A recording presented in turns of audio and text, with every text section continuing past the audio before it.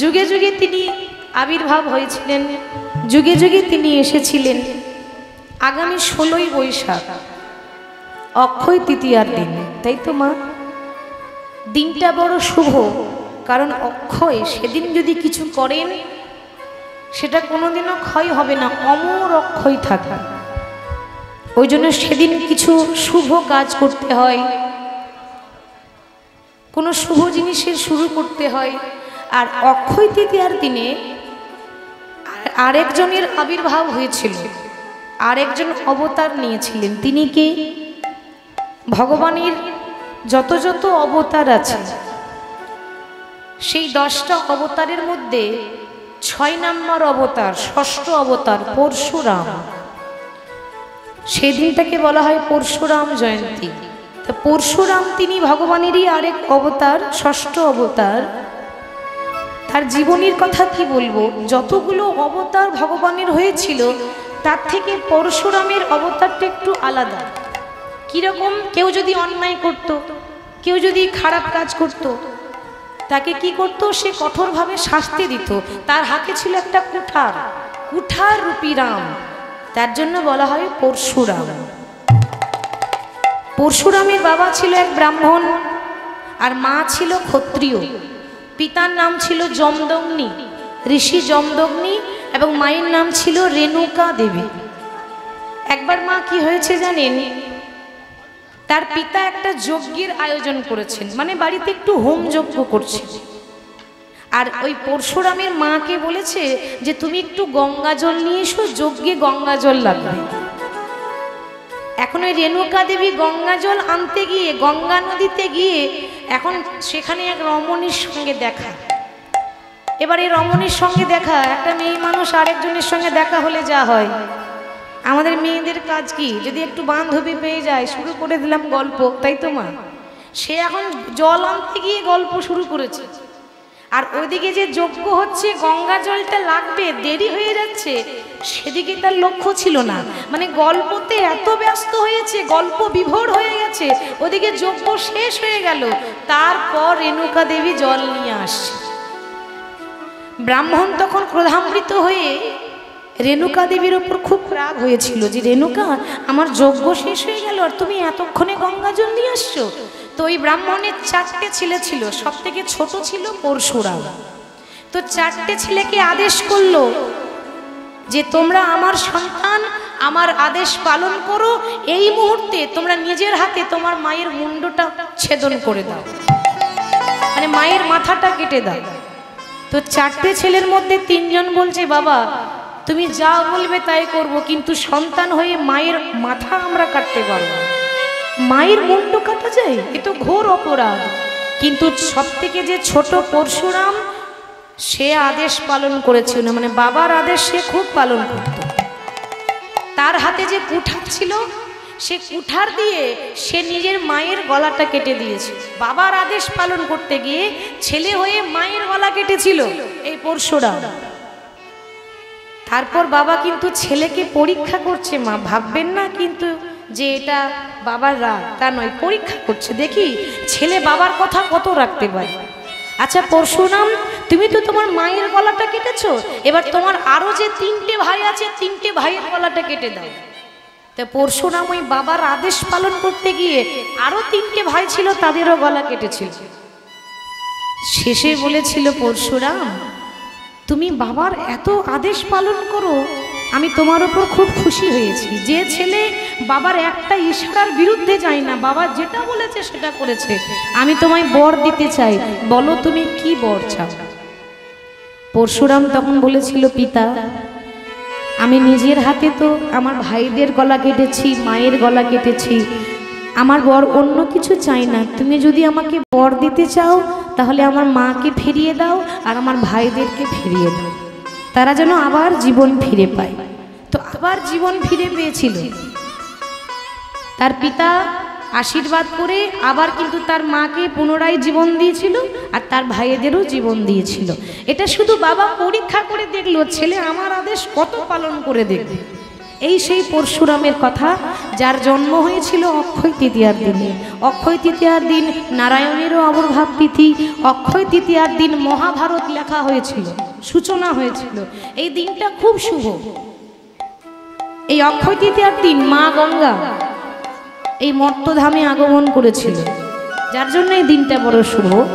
তাই ভগবানের নাম করার সৌভাগ্য যখন পেয়েছি, অতএব নাম করব। চলুন বৃন্দাবন যাব, বৃন্দাবন গিয়ে লীলা সাধন করব রাধারানীর সতীত্ব প্রমাণ। তো আমার সঙ্গে বৃন্দাবন কে কে যাবেন একটু হাত তুলে দেখান দেখি সবাই। বাহ, মায়েরা আজকে তৈরি হয়ে এসেছে। আর ওই পেছনের মায়েরা আপনারা যাবেন না? যাবেন তো? বেশ, লক্ষ্মী মা আমার, হাত তুলে দেন তাহলে। যাদের হাত আছে তুলুন, যাদের নেই তোলার দরকার নেই, মায়েরা তুলে দিয়েছে। আচ্ছা এদিকে বাবারা আপনারা যাবেন না? যাবেন তো? দেখি সবাই বাহু তুলে बोलिए राधा रानी की, বৃন্দাবন ধাম কি, বাঁকে বিহারী লাল কি। এবার সবাই দুটি বাহু তুলে বলবো একবার রাধে রাধে বলেই, সবাই দুটি বাহু তুলে চলো যাই মধুর বৃন্দাবনে, চলো যাই মধুর বৃন্দাবনে। দুটি বাহু তুলে চলো যাই মধুর বৃন্দাবনে, চলো যাই মধুর বৃন্দাবনে। রাধে রাধে বলে দুটি বাহু তুলে চলো যাই মধুর বৃন্দাবনে, চলো যাই মধুর বৃন্দাবনে। রাধে রাধে বলে দুটি বাহু তুলে চলো যাই মধুর বৃন্দাবনে, চলো যাই মধুর বৃন্দাবনে।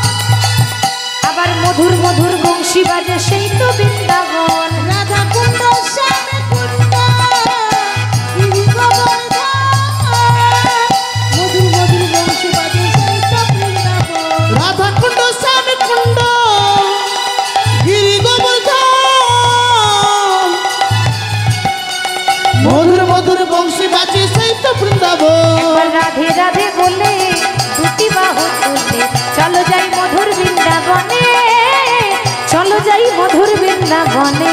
একবার রাধে রাধে বলে দুটি বাহু তুলে চলো যাই মধুর বৃন্দাবনে, চলো যাই মধুর বৃন্দাবনে।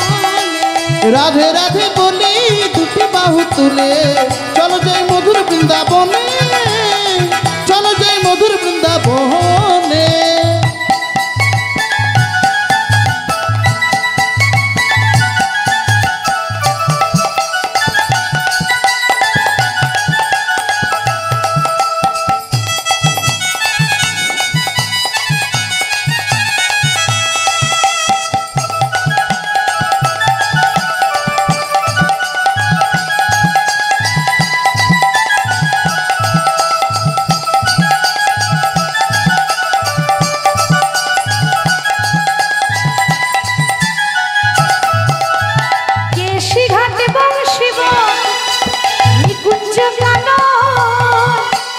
গিরিধারী গোপীনাথ মদন মোহন,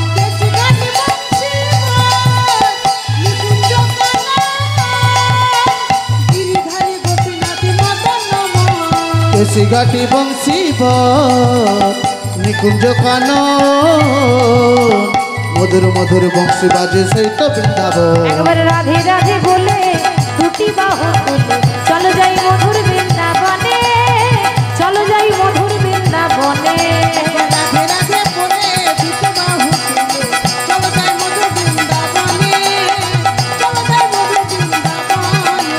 রাধে রাধে বলে দুটি বাহু তুলে চলো যাই মধুর বৃন্দাবনে, চলো যাই মধুর বৃন্দাবনে।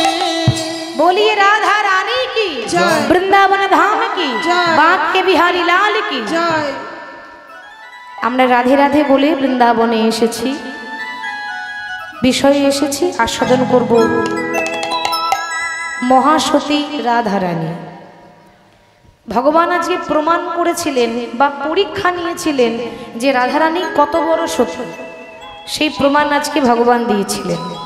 তো আজকে বৃন্দাবনে আপনারা সবাই জানেন মা, বৃন্দাবনে দুটো কুণ্ড আছে, একটা শ্যাম কুণ্ড আর একটা রাধা কুণ্ড। ওই রাধা কুণ্ড তীরে প্রাণ গোবিন্দ আমার বসে আছেন। ঠিক সেই সময়ে ওদিকে শ্রীমতী রাধারানী আমার বাদিনীর ঘর ছেড়ে ওই যমুনাতে জল আনতে যাওয়ার ছলনা করে প্রাণ গোবিন্দের চরণতলে এসে বসলেন। কিন্তু রাধারানী মনের দশা ভালো নাই, মানে এসেছে কিন্তু মন ভারী করে আছে, যেন মনে হচ্ছে তার মনের মধ্যে কোনো কষ্ট আছে, তার মনের মধ্যে কোনো যন্ত্রণা আছে। তো গোবিন্দ তখন হঠাৎ রাধারানীকে বলছে, রাধে তুমি এত কষ্ট করে এলে, অথচ তুমি আমার চরণ তলে বসে আছো কিন্তু কথা বলছো না কেন? রাধারানী তখন বলেছিল, প্রাণনাথ আমি কোনোদিন তোমার কাছে গাড়ি বাড়ি টাকা পয়সা কিচ্ছু চাইনি। এ জগতে যারা ভক্ত হয় মা, তারা কোনোদিনও ভগবানের কাছে গাড়ি বাড়ি টাকা পয়সা চায় না গো। তাদের মনে একটাই বাসনা থাকে, প্রভু এ জনমে নয়, প্রতি জনম জনম আমি যেন তোমার চরণে আশ্রয় নিতে পারি, প্রতি জনম জনম যেন আমি তোমার চরণে ঠাঁই পাই। এটা হচ্ছে একটা ভক্তের লক্ষণ। মাগো এ জগতে যারাই ভগবানকে ভালোবাসে তাদের জীবনী বড় কষ্টের জীবনী হয়, তাই না? যারাই দেখবেন হরি হরি বলে, যারা বেশি ভগবানকে ভালোবাসে, ভগবানের কাজই হচ্ছে তাদেরকে পথের কাঙাল করে দেওয়া। ভগবানের কাজই হচ্ছে তাকে রাস্তার ভিখারি করে দেওয়া। এই তো ভগবানের কাজ। এই যে যুগে আমরা বাস করছি, এই যে কলিযুগ, আচ্ছা মা এই কলিযুগটা ভালো না খারাপ? কি মনে হয় আপনাদের?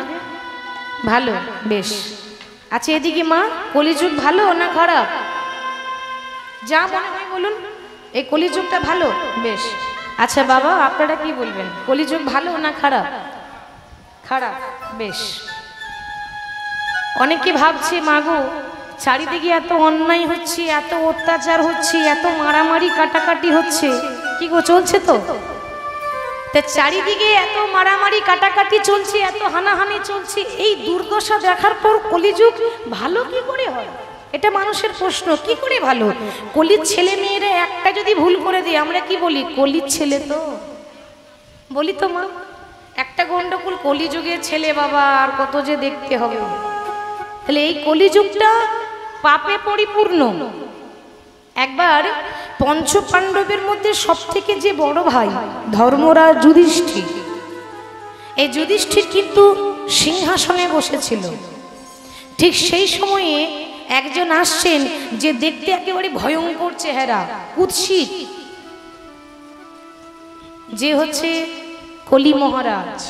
মানে এবার দাপর যুগ শেষ হবে, কলিযুগ আসবে।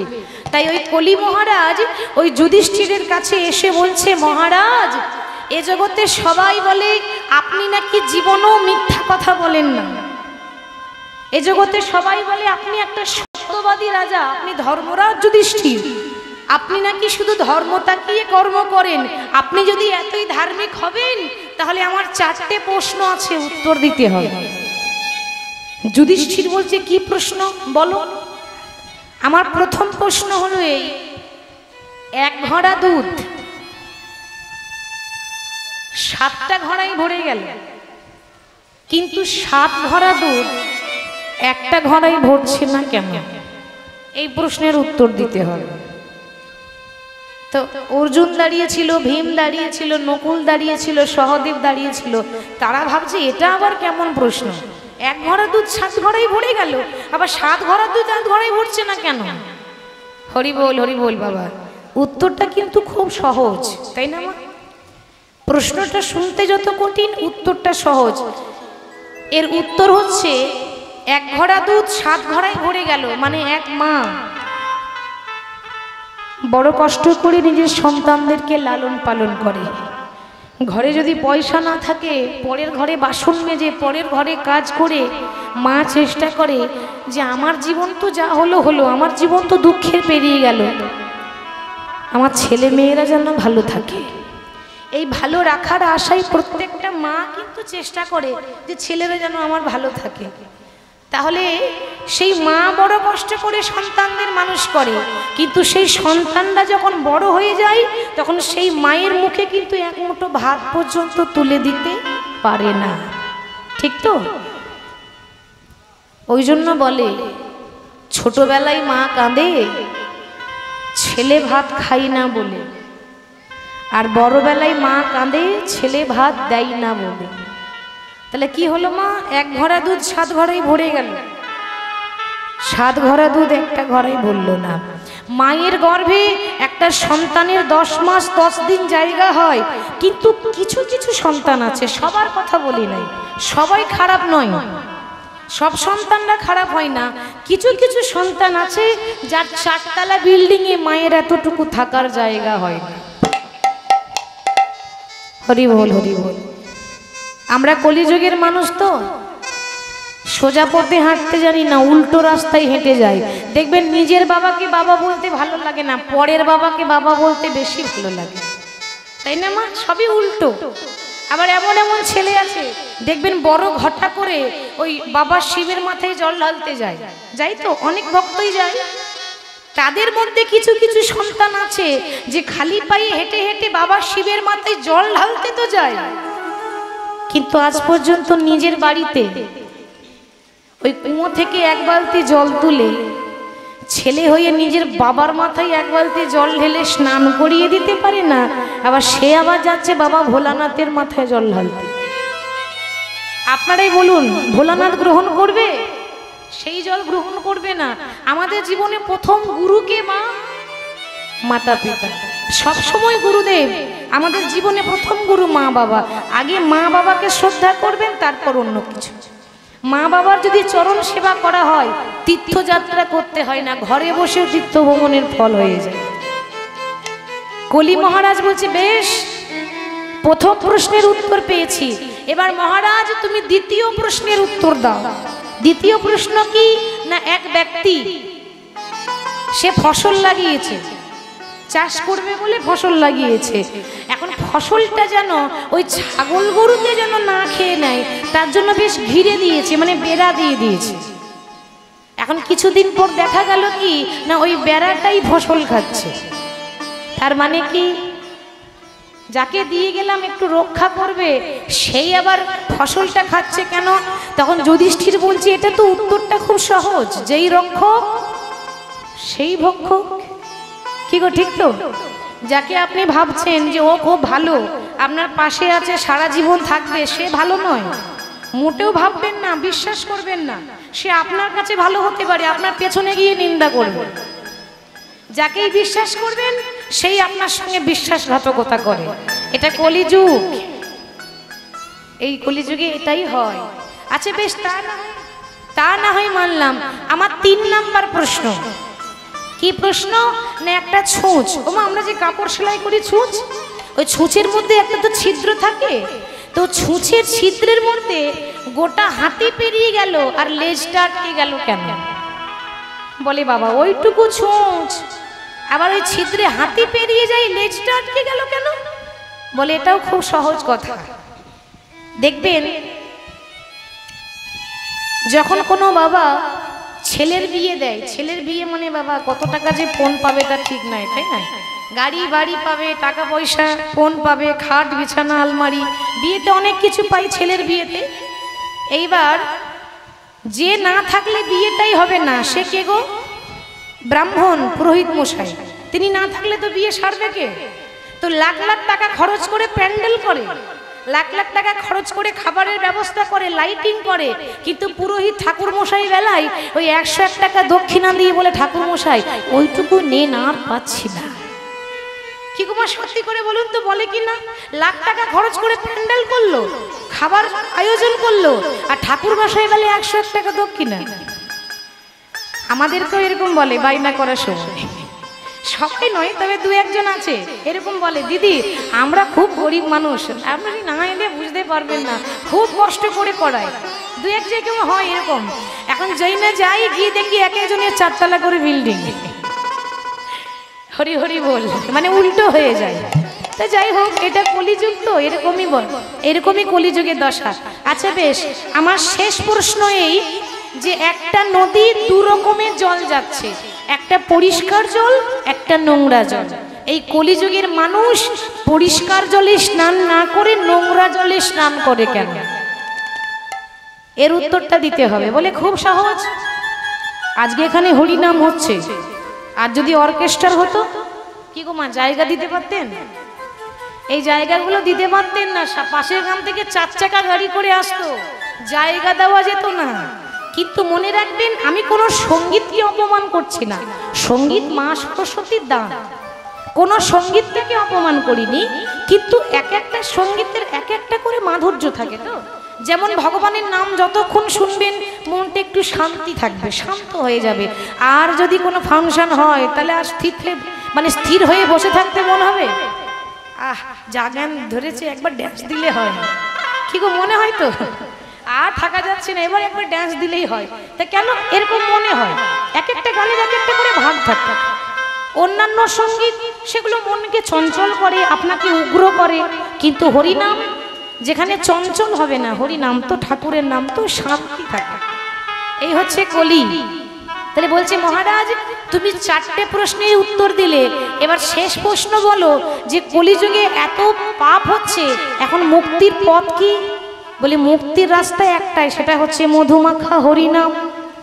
এই হরিনামই পারে আমাদেরকে উদ্ধার করতে। এই হরিনামে, সেই হরি নামে, কি গো ঠিক তো? এই হরি নামে, সেই হরি নামে, নিরজনে জপ হরিনাম মন রে, নিরজনে জপ হরিনামে,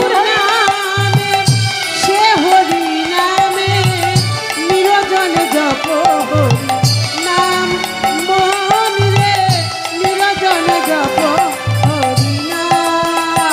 এই হরিনামে, সেই হরিনামে, নিরজনে জপ হরিনাম মন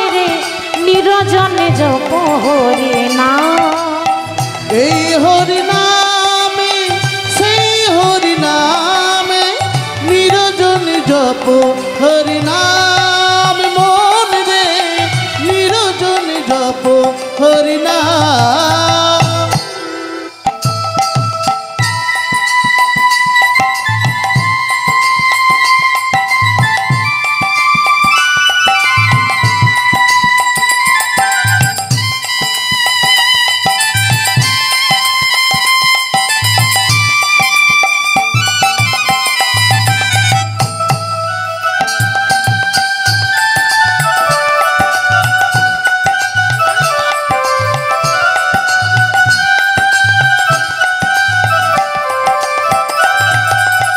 হরিনামে বলো রে ভাই,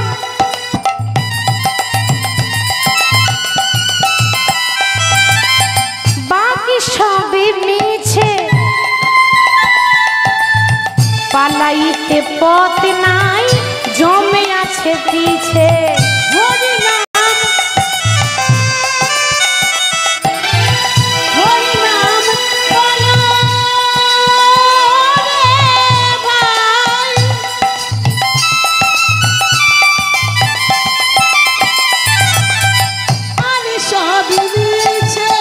পলাইতে পথ নাই, জমে আছে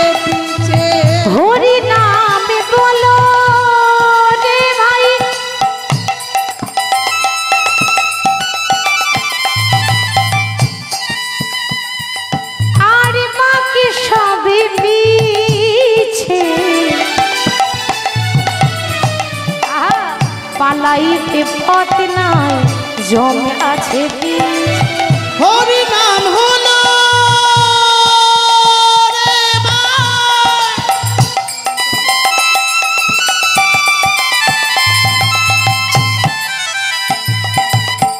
আমি সব মিছে হরি বল হরি বল। পালাইবা পথ নাই জমাচ পিছে। এই হরি নামে সেই হরি নামে নিরজনে জপ হরি নাম মন রে নিরজনে জপ হরি নাম। এই হরি নামে সে হরি নামে নিরজনে জপ হরি নাম মন রে নিরজনে জপ হরি নাম।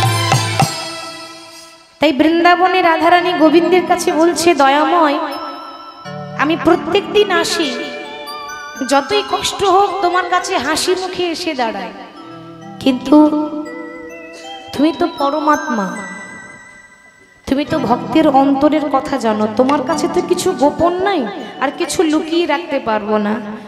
আমার দুঃখই এই, আমি যখনই বাড়ি থেকে বেরিয়ে আসি, যখনই রাস্তায় হেঁটে যাই, আমাকে বৃন্দাবনের যেই দেখতে পাই, যারাই দেখতে পাই, তারাই আমাকে বৃন্দাবনে গালাগালি করে।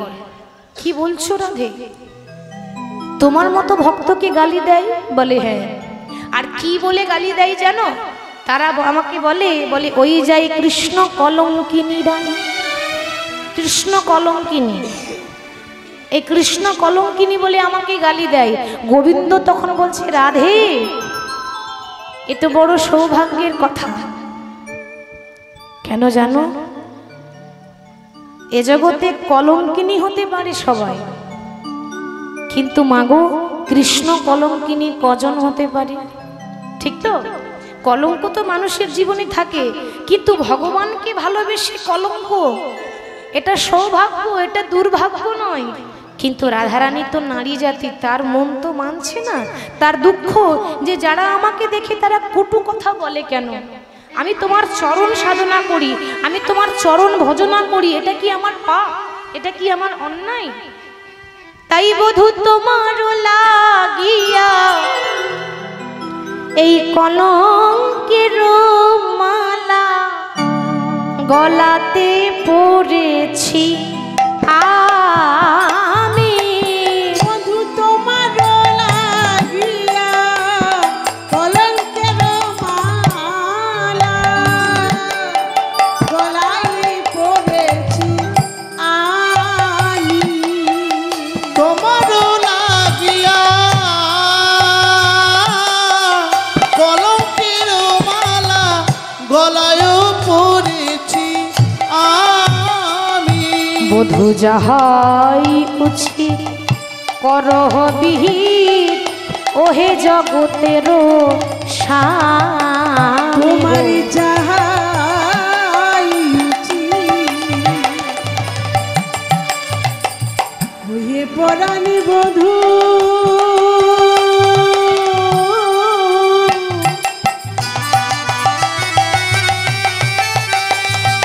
আমি তোমায় ভালোবাসি বলে আমায় সবাই বলে কৃষ্ণ কলঙ্কিনী। তোমারই যাহাই উচিত করবি ওহে জগতের আমায় সবাই বলে কলঙ্কিনী। নিতাই গৌর হরি বল হরি বল। কৃষ্ণ হরি বল। আমি তোমায় ভালো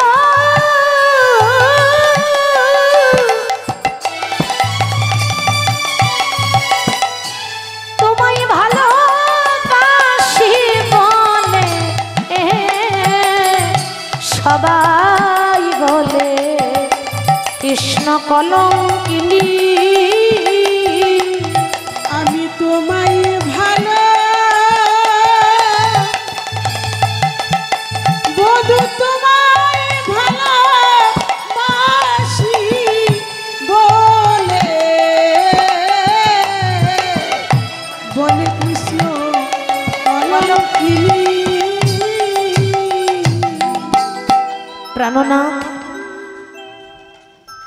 সবাই বলে ভগবানের নাম করে নাকি জীবন সফল হয়ে যায়, কিন্তু আমার তা হলো না। তোমার নাম করে আমার বরং কাঁদতে কাঁদতে জন্ম গেল। গোবিন্দ তখন বলছে, রাধে, ভগবানের নাম করলে তার কাঁদতে কাঁদতে জন্মই যায়। তার প্রমাণ দিচ্ছে বাবা রামায়ণে। রামায়ণে প্রত্যক্ষ প্রমাণ।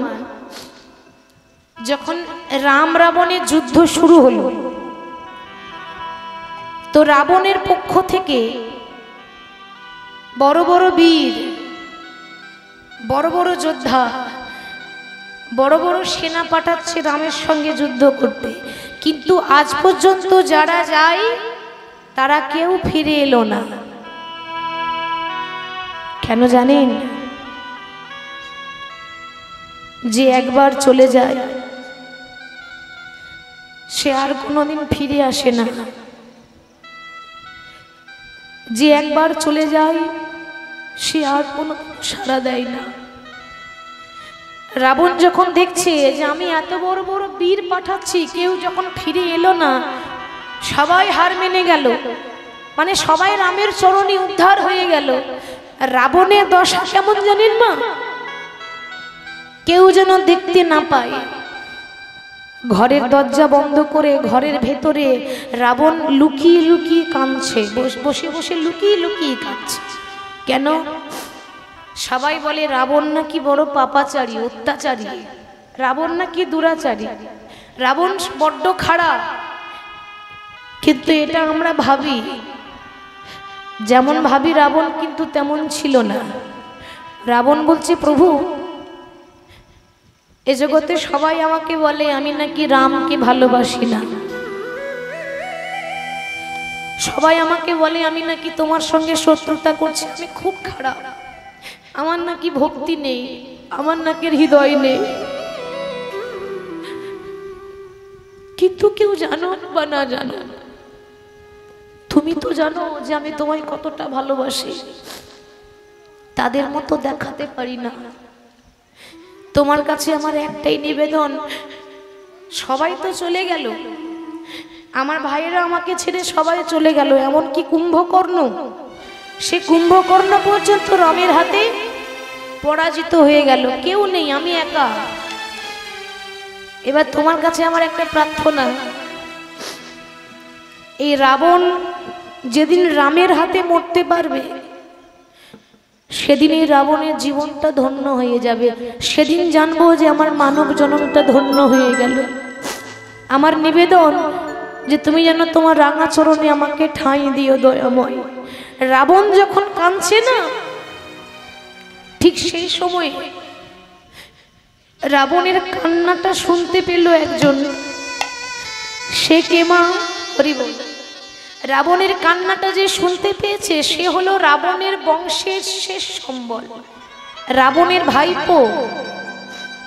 বয়স হচ্ছে 5 বছর, নাম হচ্ছে তরণী। তো রাবণের ভাইপো তরণী যখন দেখছে যে তার জ্যাঠামশাই কাঁদছে, সম্পর্কে রাবণের ভাইপো, তাই রাবণ জ্যাঠামশাই হচ্ছে, তো ঘরের ভেতরে গিয়ে, ছোট ছেলে তো মা, এত কি আর জ্ঞান আছে, ছুটে গিয়ে রাবণকে জড়িয়ে ধরেছে। জ্যাঠামশাই, ও জ্যাঠামশাই, তুমি কাঁদছো কেন গো? কি হয়েছে? তোমার মনে কি কোনো দুঃখ আছে? তোমার মনের মধ্যে কি কোনো কষ্ট আছে? রাবণ তখন বলছে, খোকা, আমার মনের কষ্টটা তুই বুঝবি না, তুই জানবি না। হ্যাঁ, আমি বুঝে নিয়েছি, তোমার কেউ নাই বলেই তুমি কাঁদছো, তো ভাবছো কালকে কে যুদ্ধ করবে।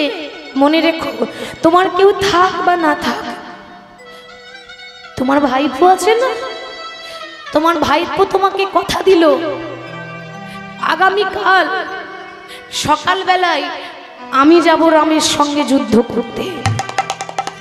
খোকা, তুই পারবি না, তুই এখন অনেক ছোট, সবে তো 5 বছরের একটা শিশু। ওরে, লড়াই করতে গেলে শরীরের বল দরকার, যুদ্ধ করতে গেলে ক্ষমতার দরকার, যাত্রার দ্বারা যুদ্ধ করা, লড়াই করার কাজ নয়, তুই পারবি না, তোর তো শক্তি নেই। ছোট্ট ছেলে তরুণী বলছে, বয়স 5 বছরের হতে পারে, ভক্তি ছিল অটুট। বলছে, জ্যাঠামশাই তুমি ঠিক বলেছ, শক্তি আমার নাই, কিন্তু ভক্তি তো আছে। আমার মা যখন রাত্রিবেলায় আমায় ঘুম পাড়িয়ে দেয়, আমাকে তখন বলে দেয়, খোকারে ভগবানের কাছে যেতে গেলে কখনো বল দেখাস না, শরীরের বল দেখিয়ে নয়। কেন? আজ আমার টাকা পয়সা আছে, আজ আমার বল আছে, তাই আমি আজ অহংকার করছি। মনে রাখতে হবে, বল একদিন শেষ হবে, আর টাকা পয়সাটাও একদিন থাকবে না, চিরদিন থাকে না বল, ঠিক তো? আর সেদিন গতি কি হবে এটা একবার ভাবতে হবে। কিন্তু যতক্ষণ টাকার বল, যতক্ষণ শরীরের বল, ততদিন কে বলবে হরি বল? কি বাবা কেউ বলে? টাকার বল আছে তো এখন মনে মনে ভাবছি আমি একাই 100, আমার কাউকে দরকার পড়বে না, কিন্তু বলও একদিন শেষ হবে, আর সেদিন তোমার এই হরি ছাড়া তোমার আর কেউ থাকবে না। তাহলে জ্যাঠামশাই, আমার শক্তি তো নেই কিন্তু ভক্তি তো আছে, তুমি শুধু আমাকে আশীর্বাদ করে দাও, আমি যেন রামের কাছে গিয়ে আর যেন জীবনও ফিরে আসতে না পারি।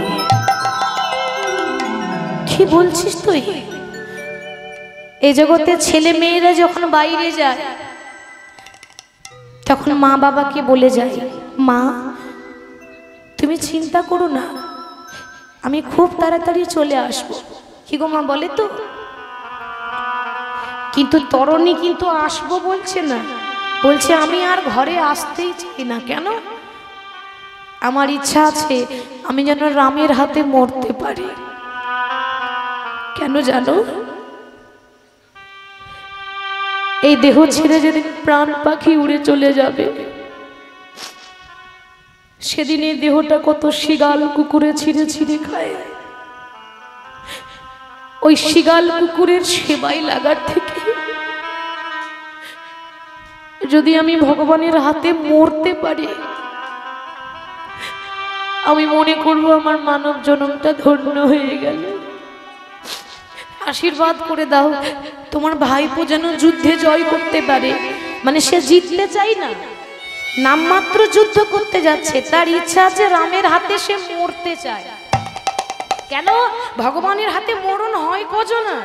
আমার ভাগ্য ভালো যে ভগবান নিজের হাতে আমাকে বধ করবে। হরি বল। মনে মনে ভাবছি, মা কালকে সকালে তো চলে যাব, আর তো ফিরে আসবো না, আর কোনোদিনও মায়ের মুখটাও দেখতে পাবো না। সবাই বলে মাকে প্রণাম করে গেলে নাকি ছেলে সব কাজে সফল হয়। দেখুন, মরতে যাবে তাও আবার মাকে প্রণাম করে যাবে। কেন? যেন ভালোই ভালোই মরতে পারে। মাকে ডাকছে, মা মা গো, ও গো মা গো, ও মা জননী, ও মা জননী, মা মা গো, মা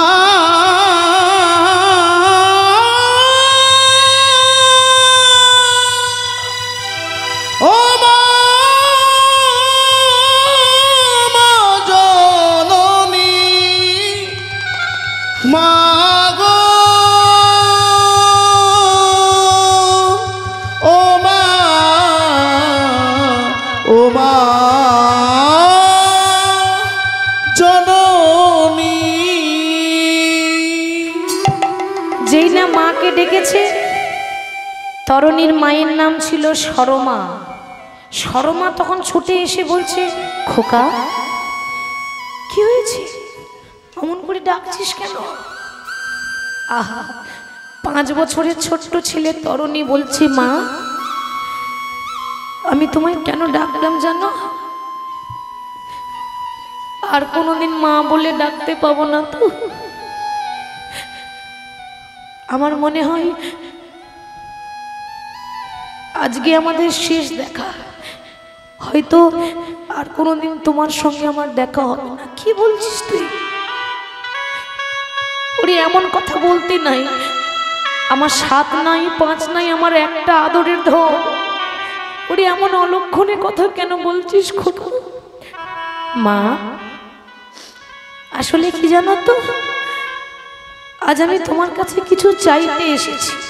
কোনোদিন বলিনি, কোনোদিন চাইনি। আজকে দেখো না তোমার খোকা তোমার কাছে আঁচল পেতে দাঁড়িয়ে আছে। যা চাইবো তুমি আমায় দেবে তো মা? বল।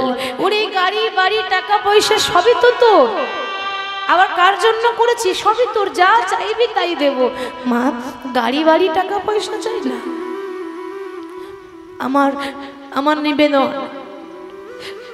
তুমি আমার পা থেকে আমার মাথা পর্যন্ত সর্ব অঙ্গে গোটা গায়ে তুমি রাম রাম রাম লিখে দাও। কেন? আমার ইচ্ছা আছে আমি মরার আগে রাম নাম লিখে মরতে চাই। এ জগতে কজনের ভাগ্যে জোটে বলুন তো মা? আমরা শেষ বেলায় বলতেও পারি না, মুখে উচ্চারণও হয় না। আর তার ইচ্ছা আছে মরতে যখন হবে আমার অঙ্গে একটু রাম নাম লিখে আমাকে একটু সাজিয়ে দাও। মাগো এ জগতে যখন কারো বিবাহ হয়, বিয়ে হয়, আমরা একদিনের জন্য বর সাজি, একদিনের জন্য কোণে সাজি, একদিনের জন্যই কোণে। কত সাজ পরি, কত কত মানুষ দেখতে আসে, কিন্তু যেদিন শেষ বিয়ে হবে সেদিন পরনে দামি কাপড়টাও রাখবে না। বাঁশের দোলাই করে দড়ি দিয়ে বেঁধে শ্মশান ঘাটে যখন নিয়ে যাবে না, তখন লাখ টাকার অহংকার, কোটি টাকার অহংকার একটা দেশলাই কাটিতে শেষ হয়ে যায়। আর এ জগতের তো বিবাহ হচ্ছে, কিন্তু যখন চলে যাব ওটাও তো শেষ বিয়ে মা। কি গো ঠিক তো? বিয়ের দিন সবাই সাজে, আমারও তো শেষ বিয়ে, আমাকে একটু সাজিয়ে দাও না মা। মা কি করলো? ছেলের পা থেকে মাথা পর্যন্ত সর্বঙ্গে রাম রাম রাম, সব জায়গায় রাম নাম লিখলো। কিন্তু বাবা বিধির বিধান খণ্ডন করতে স্বয়ং ভগবানও পারবে না। যার যেরকম মৃত্যু আছে তার সেরকমই মৃত্যু হবে। যতই ভগবানকে ডাকুন সে এসে আপনার মৃত্যুটা আটকাতে পারবে না। কেন? তার প্রমাণ দেখুন, সব জায়গায় রাম নাম লিখলো কিন্তু গলায় লিখতে ভুলে গেল। মা নিজের হাতে লিখলো কিন্তু গলায় লিখতে ভুলে গেল। কেন? ওটাই তার বিধাতার লিখন, তার মৃত্যু আছে তার এই জায়গায়, যার জন্য মাও লিখতে ভুলে গেল। এবার মাকে প্রণাম করছে, মা বিদায় দাও, আমি যেন ভালোই ভালোই প্রভু রামচন্দ্রের চরণে যেন উদ্ধার হতে পারি। ও মা আর কোনো দিন হয়তো হবে না আর দেখা, আর কোনো দিন হয়তো হবে না আর দেখা, আর কোনো দিন হয়তো হবে না আর দেখা, আর কোনো দিন হয়তো হবে না আর দেখা, বিদায় রজনী ক্ষমা চাই। মা এদেশে আমার কেহ নাই, চলে যায়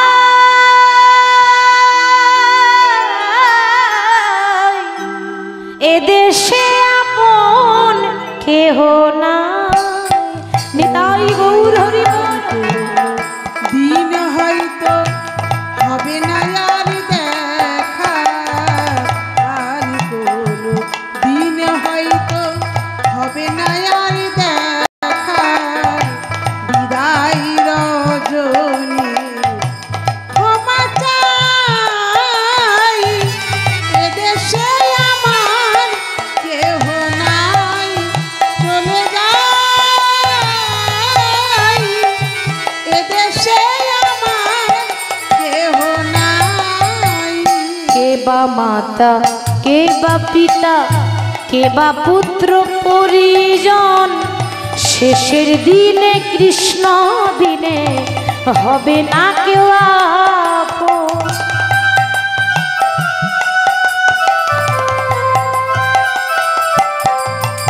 মনকে বা বা পিতা কে বা পুত্র পরিজন শেষের দিনে কৃষ্ণ বিনে হবে না কেউ আপন। ও মা কে বা মাতা কে বা পিতা কে বা পুত্র পরিজন শেষের দিনে কৃষ্ণ বিনে হবে না কেউ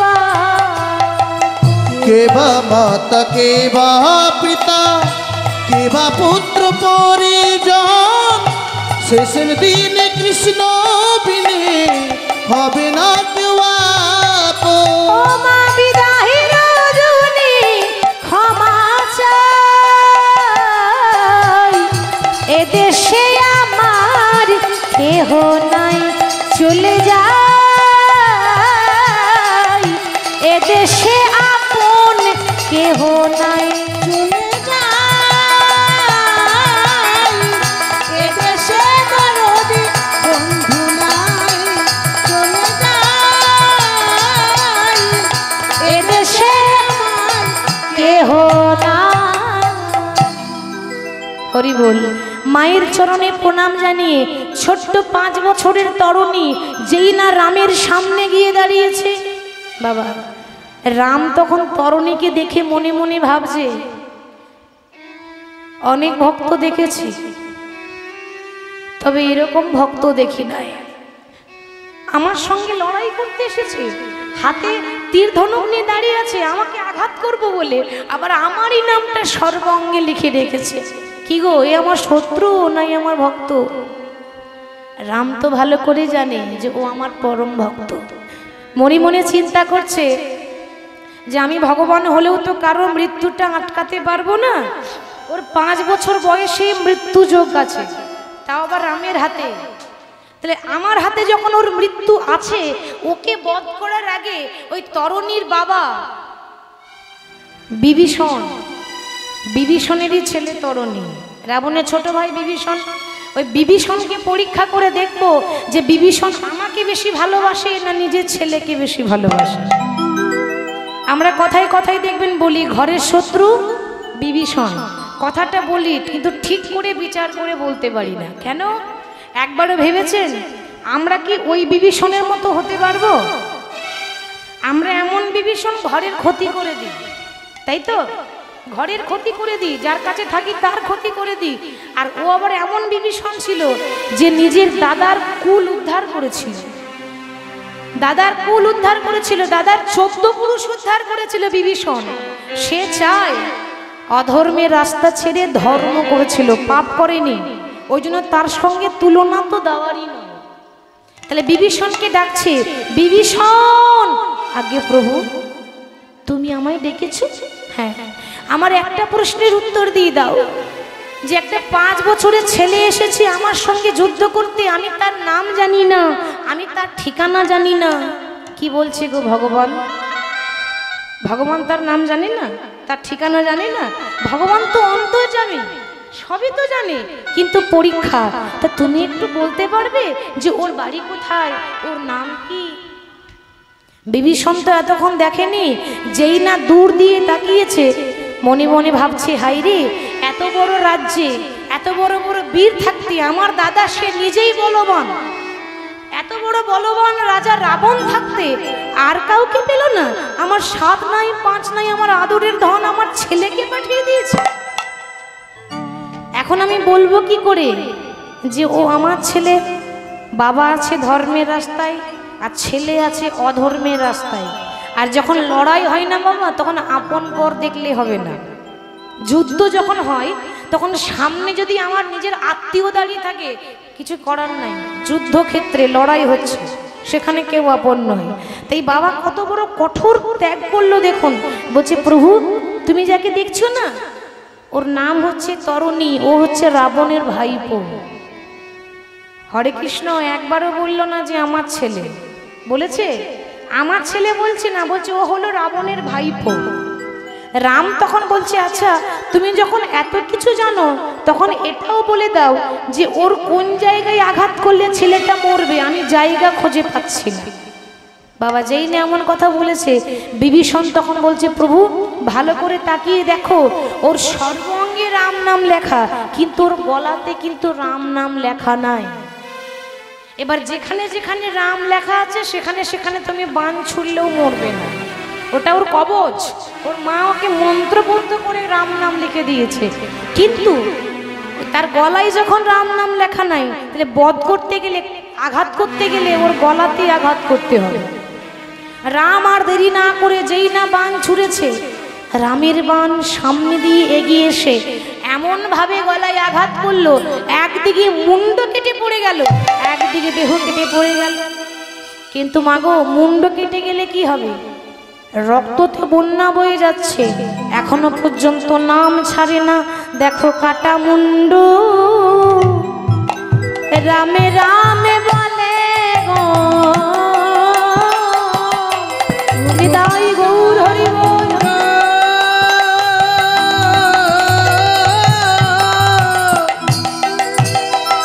রামি রামি বলে গো, সে রামে নাম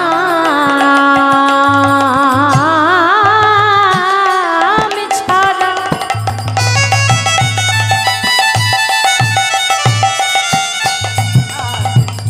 আর কিছু জানে না। তখন কাটা মুন্ড রামে রামে বলে গো, সে তো রামি রামি ছাড়া, ও গো রামি রামি ছাড়া আর কিছু জানে না। কাটা মুন্ড রামি রামি বলে গো, যেই না রাম রাম রাম বলছে। আচ্ছা মা, চোখের সামনে যদি ছেলে মারা যায়, বলুন তো এ জগতে কোন বাবা সইতে পারে? কোন বাবার সহ্য হবে? বিভীষণ যখন আর থাকতে পারছে না, মুখে তো কিছু বলতে পারছে না, তার একমাত্র ছেলে মরে গেছে, তাই বাবার প্রাণে যে কি আঘাত লেগেছে, মুখে কোনো কিছু কথা বলছে না, কিন্তু এক পাশে দাঁড়িয়ে অঝোর ঝরে কাঁদছে। রাম তখন বিভীষণকে বলছে, বিভীষণ, আমি আঘাত করেছি তরুণীকে, যন্ত্রণাটা তোমার হচ্ছে কেন? তাহলে কি ওর সঙ্গে তোমার কোনো সম্পর্ক আছে? বিভীষণ বলছে, প্রভু আর কত পরীক্ষা নেবে? তুমি কি জানতে না যে ছেলেটা আমার? বিভীষণ, আমি জানতাম, কিন্তু কি জানো তো, তোমায় পরীক্ষা করে দেখলাম যে তুমি আমাকে বেশি ভালোবাসো না নিজের সন্তানকে বেশি ভালোবাসো। তোমাকে পরীক্ষা করাও হলো, আর এই জগৎকে শিক্ষা দিলাম যে ওহে জগৎ, দেখে নাও, যে আমার নাম করবে তাকে বিভীষণের মতোই কাঁদতে হবে, যে আমাকে ভালোবাসবে তাকে বিভীষণের মতোই ত্যাগ করতে হবে। আচ্ছা বলো, তুমি কি চাও? তুমি যা বর চাইবে তাই দেব। বিভীষণ বলছে, প্রভু আমাকে বাবা বলে ডাকার মতো আমার আসল ধন চলে গেল, এরপরে তুমি কোন সম্পত্তি কোন ধন দেবে বলতে পারো? একটা বাবার কাছে তার আসল ধন তো তার সন্তান, তাকে তো তুমি ফিরিয়ে দিতে পারবে না। আর আমি গাড়ি বাড়ি টাকা পয়সাও চাই না, এ জন্মে তো হলো না, এর পরজন্ম বলে যদি কোনো জন্ম থাকে, আশীর্বাদ করো আমার সন্তান যেন আবার জন্ম নেয়, আর আমার ছেলে আবার জন্ম নিয়ে যেন তোমার চরণ সেবা করতে পারে। তথাস্তু। এ জন্মে তো হবে না, এর পরজন্মে দাপর যুগে আমি হব কৃষ্ণ। বৃন্দাবনে আমার যতগুলো বন্ধু আছে তার মধ্যে তোমার ছেলে হবে কৃষ্ণের প্রিয় বন্ধু, নাম হবে সুবল সখা। ওই বিভীষণের ছেলে রাবণের ভাইপো, সে দাপর যুগে হয়েছিল ভগবানের প্রিয় সুবল সখা, প্রিয় সখা সুবল সখা। আপনারা বলবেন সুবল নামটা কেন হলো? যে মরার আগে সুবল বলে তার নাম সুবল হবে না তো কি হবে গো? মরার আগে রাম রাম রাম বলেছে, ওই জন্য বলে জন্ম হোক যেথা সেথা কর্ম ভালো চাই। ওইটুকু ছেলে ভগবানকে পেয়ে গেল, কি দিয়ে পেয়েছে গো? ক্ষমতা দিয়ে পেয়েছিল নাকি বল দিয়ে পেয়েছিল? সে পেয়েছিল ভক্তি দিয়ে। তাহলে ভক্তি যার ভগবান তার, ভক্তি যার নাই ভগবানও তার কাছে থাকে না। তাই রাধারানী বলছে প্রাণনাথ, আমি তোমাকে ভক্তি ভরে ডাকি, কিন্তু যারাই আমায় দেখে তারাই কলঙ্কিনী বলে। আমি মনে মনে ভেবেছি যত দোষ আমার এই কপালের দোষ। কেন? ওই তো বিধাতা, বিধাতা এমন ঘরে পাঠিয়েছে যে ঘরে আমি নীল শাড়ি পরতে পাই না, কালো মেঘের পানে চাইতে মানা। কেন? মেঘও কালো আর আমার কৃষ্ণ কালো। যমুনার জল আনতে মানা, যমুনার জলও কালো আর আমার কৃষ্ণ কালো। রাধারানীর শাশুড়ি ভাবে ওই যদি জল আনতে গিয়ে ওই কালো জল দেখে যদি ওই কালোর কথাটা মনে পড়ে যায়, তাই বাধা দেয়, যেতে দেয় না। তো বহু কষ্ট করে এসেছি, আর আমার যত দুঃখ আমার এই বিধাতার ওপর। আমি মনে মনে ভেবেছি যে বিধাতা যদি দেখা পায় আমি আগুন লাগিয়ে দেব। ওই বিধি রবি ধান হাম অনল ভেজায়, বিধি রবি ধানে হামা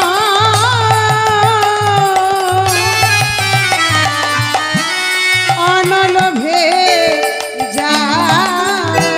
বিধির বিধান হাম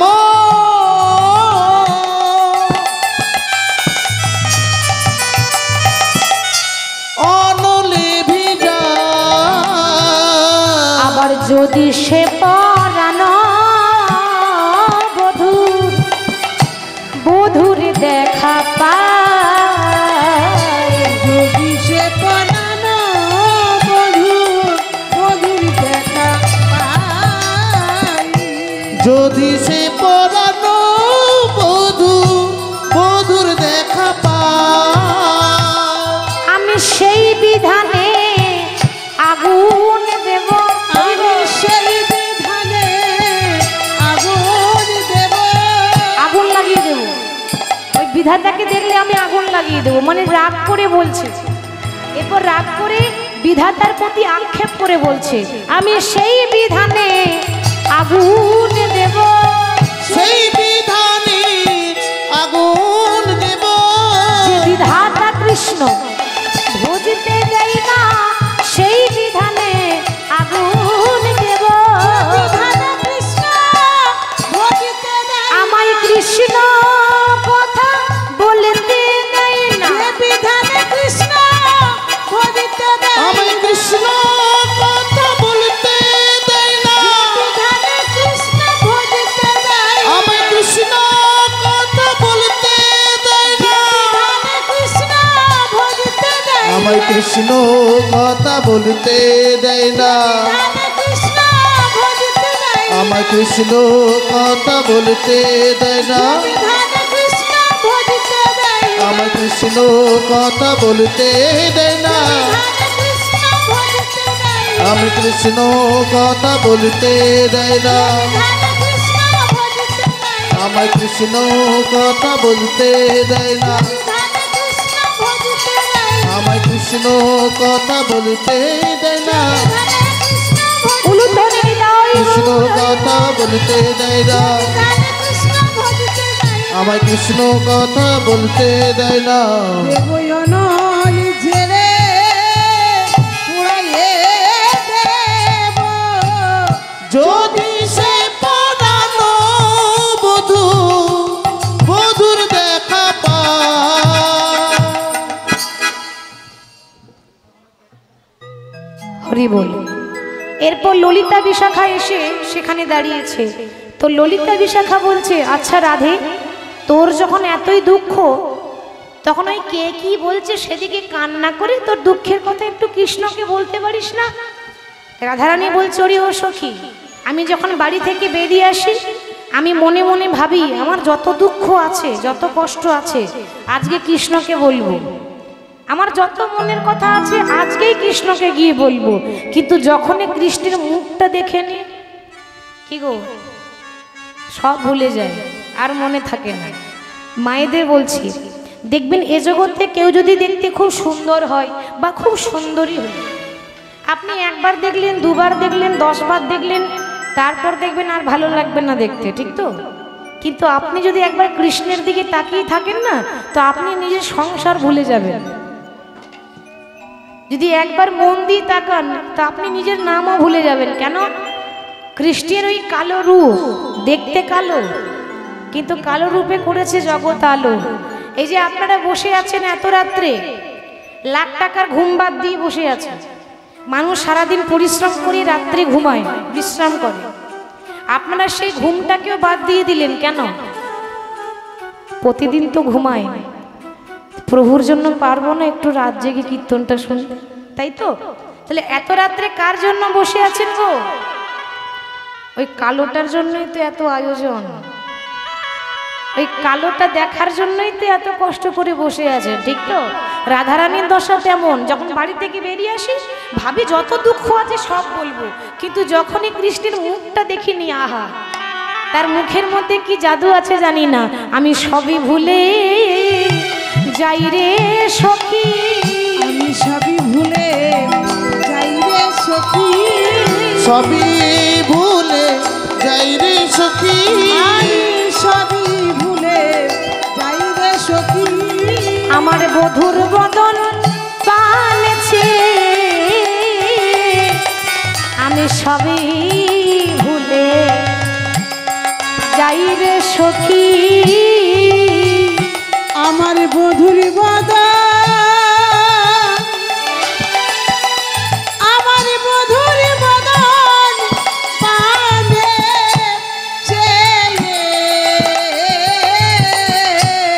সবই ভুলে যাই রে সখী। ওই জন্য কৃষ্ণকে তো বলতে পারি না, সব ভুলে যায়, কি বলতে এসেছিলাম ভুলে যায়। ওই জন্য মনে মনে ভেবেছি, ওই যারা আমাকে দেখে নিন্দা করে, যারা আমাকে দেখে বৃন্দাবনে গালাগালি দেয়, তাদেরকে অভিশাপ দেব। বাবা অভিশাপ দেবে? বলে হ্যাঁ। কি অভিশাপ দেবে? যারা আপনার দোষ না দেখে পরের দোষে যায়, উলুধ্বনি দেয় গৌর, পরে দোষী দেয়, আপনার দোষ না দেখি পরের দোষী দেয়, আপনার দোষ না দেখে পরে দোষী দেয়, আপনারও দোষ না দেখে পরের দোষ দেয়। হরি বল। তা বাবা রাধারানী অভিশাপ দিচ্ছে, তাদের দশা কি হবে না কি হবে জানেন? ওই কালে সাপে যেন তাদের মাথা খায়, ওই কালে চাপে যেন তাদের মাথা খায়, ওই কালের সাপ যেন তাদের মাথা খায়, কালে সাপে যেন তাদের মাথা খায়, ওই কালের সাপে যেন তাদের মাথা খায়, যেন কাল সাপে দংশন করে, কালে সাপে দংশন করে, কাল সাপে দংশন করে, কালে সাপে দংশন করে, যারা করে নিন্দা করে কাল সাপে, ওরে যারা করে নিন্দা করে কালে সাপে দংশন করে, যারা করে নিন্দা করে কাল সাপে দংশন করে, ওই কালে সাপে যেন তাদের মাথা খায়, ওই কালের সাপে যেন তাদের মাথা খায়। কি রে রাধে কিরকম কথা বলছিস? মানে ললিতা বিশাখার বসে আছে, তারা বলছে কেন? আচ্ছা লোকে যে যা বলছে বলুক, যাদের যেটা কাজ তারা সেটা করবে নাকি গো? যার নিন্দা করা কাজ সে নিন্দা করবে, যতই ভালো করুন পাশে গিয়ে বলবে। তাহলে যে যা বলছে বলুক না, তাদের কথায় কান দিচ্ছিস কেন? যে যা বলছে বলুক। আর তাছাড়া কাউকে যদি সাপে কামড়ে দেয় তোর লাভ কি হবে?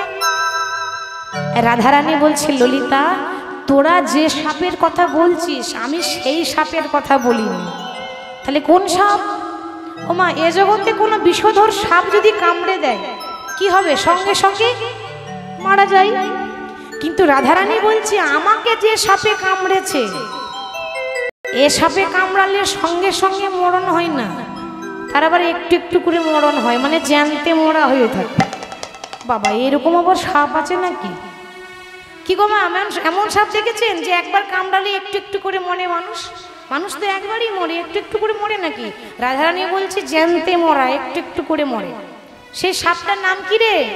বলে কেউটেও নয় আর গোরখেও নয়, আমি যে সাপের কথা বলছি সে যদি একবার কামড়ায় তার দশা কি হয় জানিস? তার কাঁদতে কাঁদতে জন্ম যায়, আর সে যেমন তেমন সাপ নয়। ওই যে দাঁড়িয়ে আছে, কৃষ্ণ কালভুজঙ্গ দংশন করে, কালভুজঙ্গ দংশন করে। কৃষ্ণ কালভুজঙ্গ দংশন করে। যারা করে নিন্দা করে কালভুজঙ্গ দংশন করে। যারা পরে নিন্দা করে কালভুজঙ্গ দংশন করে। ওই কালের সাপ যেন তাদের মাথা খায়।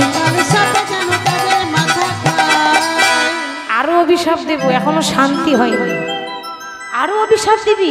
আচ্ছা এরপরে অভিশাপ কি দিবি?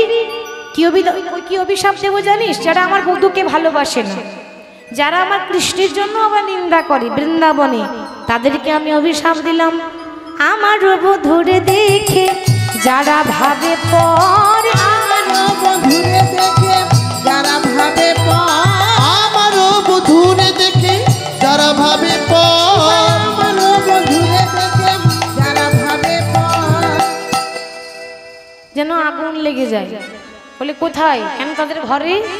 দিন দুপুরে যেন পুড়ে তাদের ঘর, দিন দুপুরে যেন পুড়ে তাদের ঘর, দিন দুপুরে যেন পুড়ে তাদের ঘর, দিন দুপুরে যেন পুড়ে তাদের ঘর, যেন দিন দুপুরে আগুন লাগে, দিন দুপুরে আগুন লাগে, দিন দুপুরে আগুন লাগে। দিন দুপুরে আগুন লাগে, যারা রাধার নিন্দা করে দিন দুপুরে আগুন লাগে, যারা রাধা নিন্দা করে দিন দুপুরে আগুন লাগে, যারা রাধার নিন্দা করে দিন দুপুরে আগুন লাগে। দিন দুপুরে যেন পুড়ে তাদের ঘর, দিন দুপুরে যেন পুড়ে তাদের ঘর।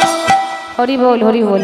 ললিতা বলছে, হ্যাঁ রে, তা লোকের ঘরে আগুন লেগে গেলে তোর কি লাভ হবে? সব এক একটা কথার কিন্তু মানে আছে, সেটা ভাবছেন সেটা কিন্তু নয়। কারোর ঘরে আগুন লেগে গেলে তোর কি লাভ হবে? বলছে, দেখ ললিতা, তোরা যে ঘরের কথা বলছিস আমি ওই ঘরের কথা বলছি না। কি গো, কারো বাড়িতে যদি আগুন লেগে যায় আবার তো তৈরি হবে, হবে না? আবার তৈরি করা যায় তো, ঘর যদি ভেঙে যায় আবার তৈরি হবে। কিন্তু রাধারানী বলছে, আমি যে ঘরের কথা বলছি ওটা একবার ভেঙে গেলেও তৈরি হয় না, আর যদি একবার পুড়ে যায় আর তো নতুন করে তৈরি হয় না। কোন ঘর? এই ইট পাথর বালি সিমেন্টের ঘর নয় গো, দেহ ঘরের কথা বলছে। এটা যদি শ্মশানে চিতায় একবার পুড়িয়ে দেয় আর নতুন করে তৈরি হবে না। তাহলে আগুনটা ওই ঘরের জন্য বলেনি, এই ঘরের জন্য বলছে। তাদের ঘরে যেন আগুন লেগে যায়, আর যেন দিন দুপুরে আগুন লাগে, দিন দুপুরে আগুন লাগে, দিন দুপুরে আগুন লাগে, দিন দুপুরে আগুন লাগে। সকালে নয় সন্ধ্যাতে নয় দিন দুপুরে আগুন লাগে, সকালে নয় সন্ধ্যাতে নয় দিন দুপুরে আগুন লাগে, সকালে নয় সন্ধ্যায় নয় দিন দুপুরে আগুন লাগে, সকালে নয় সন্ধ্যাতে নয় দিন দুপুরে আগুন লাগে, দিন দুপুরে যেন পুড়ে যাই ঘর। দিন দুপুরে যেন পুড়ে তাদের ঘর। হরি হরি বল।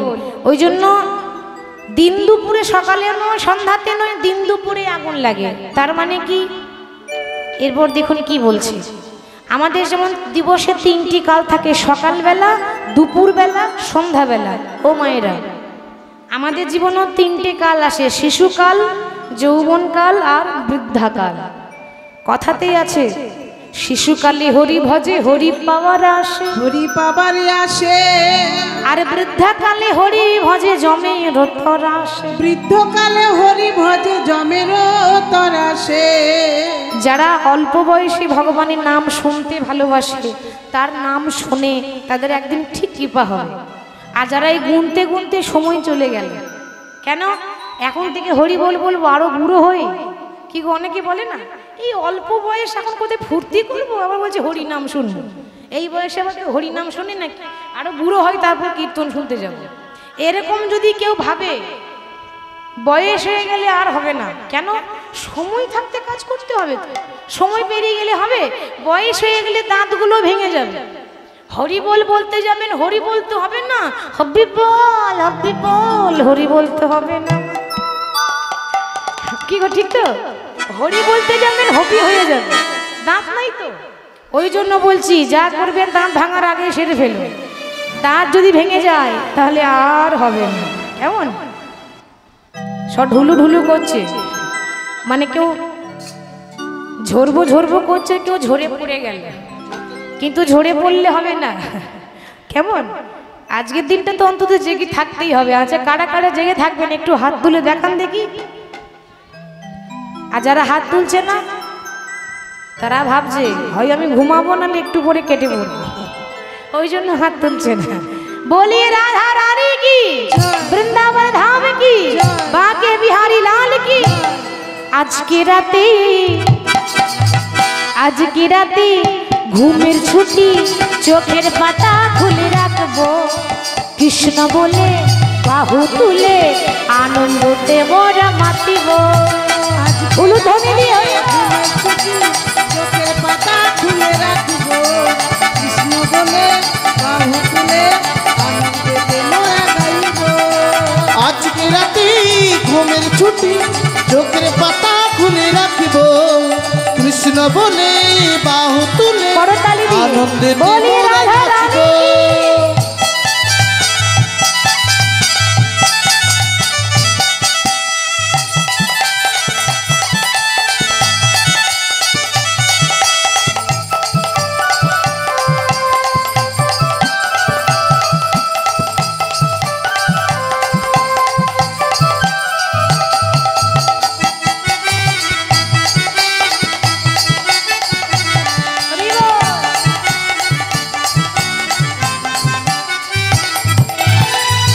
আচ্ছা, আর কে জাগবে গো? এটা ভাববেন না যে হরিনাম বলে হচ্ছে বলে শুধু আমরাই জেগে আছি তা নয়, আরো অনেকে জেগে বসে আছে। সারা কে গো? ওগো চাঁদ জেগে থাকো, ওগো তারা জেগে থাকো, ওগো চাঁদ জেগে থাকো, তারা জেগে থাকো। ওগো চাঁদ জেগে থাকো, তারা জেগে থাকো, চাঁদ জেগে থাকো, তারা জেগে থাকো। আজকে রাতে ঘুমের ছুটি, চোখের পাতা খুলে রাখবো, কৃষ্ণ বলে বাহু তুলে আনন্দতে মোরা মাতিব। আজকে রাতে ঘুমের ছুটি, চোখের পাতা খুলে রাখবো, কৃষ্ণ বলে বাহু তুলে আনন্দেতে মোরা গাইব।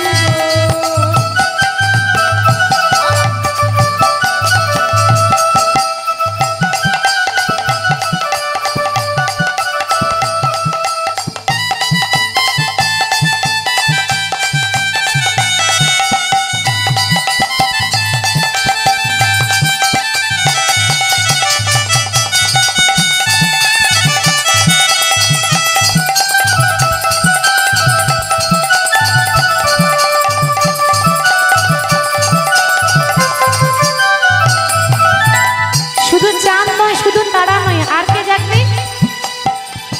আস্তে, তোমরা জেগে বসে থাকবে তো? সামনে বসে আছে কিন্তু, কাল থেকে ওরা সামনেই বসেছে, আর তোমাদের দিকে তাকিয়ে বসে থাকছে। আমিও দেখি কে কতক্ষণ জেগে থাকে। সারা রাত তো নয়, যতক্ষণ প্রভুর নাম হচ্ছে ততক্ষণই একটু কষ্ট করে থাকতে হবে, তাই না? আজি তোমরাও জেগে থাকবে, আর আমরাও জেগে থাকবো, আজ তোমরাও জেগে থাকিবে, আমরাও জেগে থাকিব। আজ তোমরা জেগে থাকবে, থাকিবে, আমরাও জেগে থাকবো, তোমরাও জেগে থাকিবে, থাকিবে। আমরাও জেগে থাকিব। আজকে রাতে ঘুমের ছুটি, চোখের পাতা খুলে রাখবো, কৃষ্ণ বলে বাহু তুলে আনন্দতে মোরা। হরি বল। আজকে রাতে ঘুমের ছুটি, চোখের পাতা খুলে রাখিব, কৃষ্ণ বলে বাহু তুলে আনন্দেতে মোরা গাইব। আজকে রাতে ঘুমের ছুটি, চোখের পাতা খুলে রাখব, কৃষ্ণ বলে বাহু তুলে আনন্দেতে মোরা নাচব।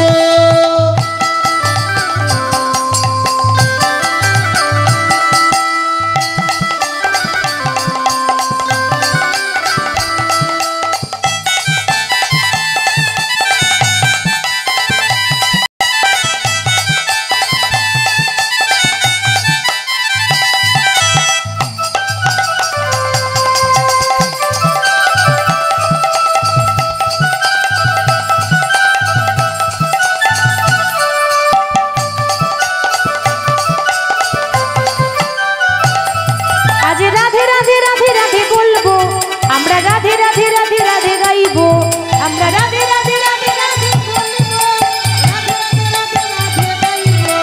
রাধে রাধে রাধে রাধে গাইবো, রাধে রাধে রাধে রাধে বলবো, রাধে রাধে রাধে রাধে বলবো, আমরা রাধে রাধে রাধে রাধে বলবো।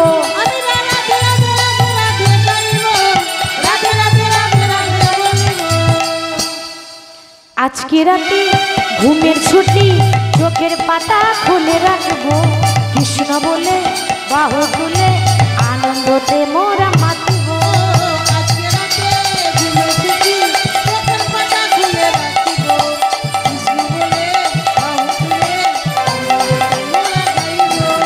কৃষ্ণ বলে বাহু তুলে আনন্দতে মোরা গাইব, কৃষ্ণ বলে বাহু তুলে আনন্দেতে মোরা গাইব, কৃষ্ণ বলে বাহু তুলে আনন্দতে মোরা গাইব। তাই রাধারানী বলছে তাদের সকালেও নয় সন্ধ্যাতেও নয়, সকাল মানে শিশুবেলা শিশুকাল, আর সন্ধ্যাবেলা মানে হচ্ছে বৃদ্ধাকাল।